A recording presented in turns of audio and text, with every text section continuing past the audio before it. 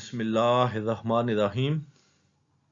मैं हूं Amjad Awan export documentation channel पर एक नई वीडियो के साथ अपने तमाम व्यूवर्स को वेलकम कहता हूं। आज का हमारा टॉपिक है benefits of LC amendment. LC amendment के क्या बेनिफिट्स हैं एक्सपोर्टर के पॉइंट ऑफ व्यू से भी और इंपोर्टर के पॉइंट ऑफ व्यू से।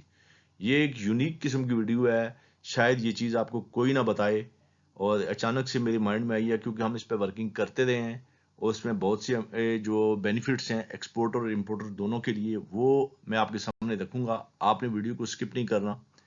वीडियो को स्टार्ट करने से पहले अपने दोस्तों से गुजारिश है कि अगर आप मेरे चैनल पर नए हैं या आपने अभी तक मेरे चैनल को सब्सक्राइब नहीं किया तो उसे सब्सक्राइब कर दें और उसके साथ बेल आइकन को जरूर क्लिक करें ताकि हर आने वाली वीडियो का नोटिफिकेशन आपके पास पहुंच सके। अब वीडियो को स्टार्ट करते हैं।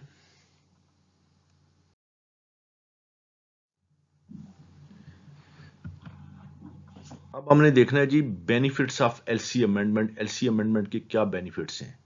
यूजली आप सुनते हैं कि जब एलसी आपके पास आती है, एक्सपोर्टर के पास आती है, तो कोई उसमें चेंजेस की रिक्वायरमेंट हो तो इंपोर्टर से कहा जाता है कि आप ये अमेंडमेंट भेज दें और वो अमेंडमेंट भेज देता है।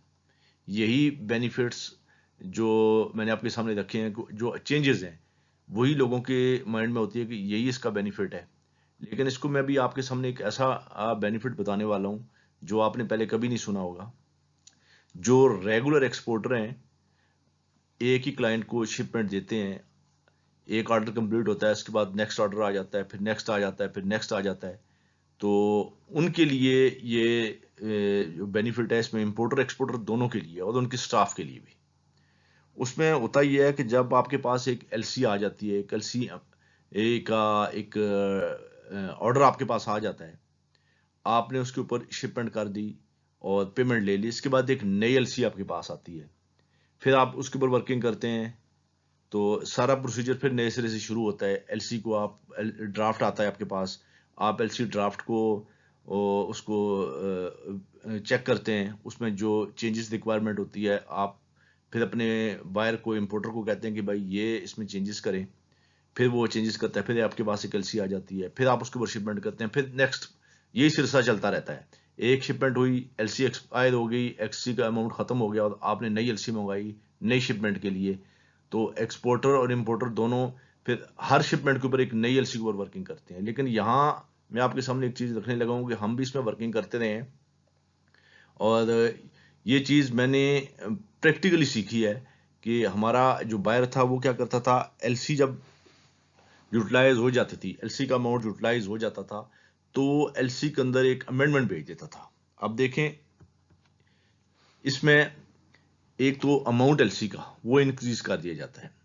मसलन आपके पास एक एलसी थी $10,000 की, आपने उसको यूटिलाइज कर लिया, $10,000 की एलसी आपने यूटिलाइज कर ली। अब इसके बाद आप नई शिपमेंट पे जा रहे हैं, आपका रेगुलर बायर है, तो उसने उसी एलसी को अमेंड कर दिया, बजाय इसके कि वो नई एलसी ओपन करे। अगर वो नई एलसी ओपन करता है, एक तो चार्जेस उसके लगेंगे पूरे के पूरे, यानी एक एलसी अगर $2,000 में वो ओपन करता है, अपने बैंक को चार्जेस देता है, तो एलसी अमेंडमेंट के चार्जेस तो कहीं कम होते हैं, हो सकते हैं 200, 300, $500 यही होंगे ना, इससे ज्यादा तो नहीं होंगे।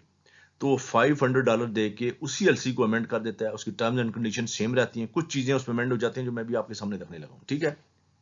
अब वो एलसी $10,000 की थी, वो आपने यूटिलाइज कर ली, अब नई शिपमेंट आपने $10,000 की और देनी है, तो उसने उसी एलसी के अंदर एक अमेंडमेंट भेज दी। उसमें ये लिखा हुआ है कि amount of LC now to read $20,000 instead of existing.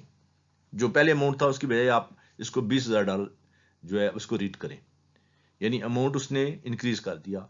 इस तरह की वर्डिंग होती है, सिमिलर वर्डिंग होती है, आगे पीछे वर्ड हो सकते हैं, हो सकता है वो लिख दे कि amount of LC increased by $10,000 now to read 20,000, मतलब वर्डिंग सिमिलर होगी, आगे पीछे वर्ड होंगे। उसकी जो मीनिंग है वो यही है कि ये एलसी जो $10,000 की थी अब वो $20,000 की हो गई है। एक उसने ये अमेंडमेंट भेज दी।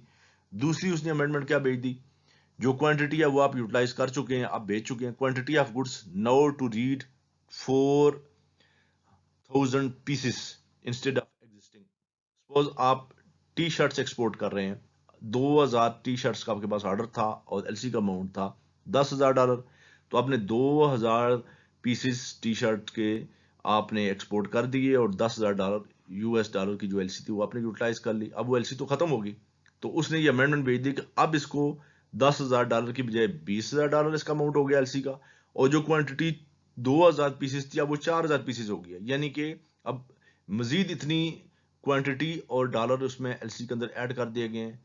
ये दो चीजें उसने ऐड कर ली हैं। तीसरी चीज उसने क्या ऐड करनी है? Date of shipment. Now to read 28 Feb 2023। Feb की 28 तक उसने एलसी को की डेट ऑफ शिपमेंट उसने बढ़ा दी है।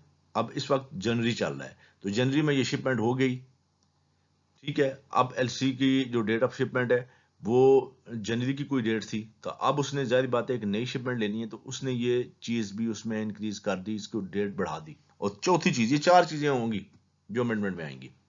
Date of expiry, now to read 21 March 2023। ये चार चीजें उसने अमेंडमेंट कर दी, बाकी चीजें सेम रही एलसी के अंदर। और नीचे लिख देते हैं, वहां पे बैंक खुद ही लिख देता है, other terms and condition remain unchanged.